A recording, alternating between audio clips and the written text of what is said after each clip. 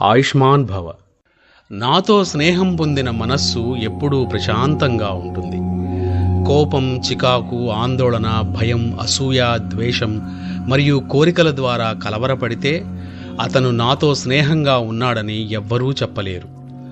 మీరు నన్ను అమితంగా సంతోషపెట్టాలనుకుంటే పేదలకు, బలహీనులకు ఆహారం అందించండి, సేవ చేయండి. రూపం ద్వారా మీరు నన్ను గుర్తించలేరు. మీరు చేసే మంచి పనుల ఉనికి ద్వారా మాత్రమే నన్ను గుర్తించగలరు. మిమ్మల్ని మీరు తెలుసుకునేంత వరకు మీరు నన్ను తెలుసుకోలేరు. నేను మీలో ఉన్నాను, మీరు నేనుగా నాలో ఉన్నారు. సర్వే జన సుఖినో భవంతు.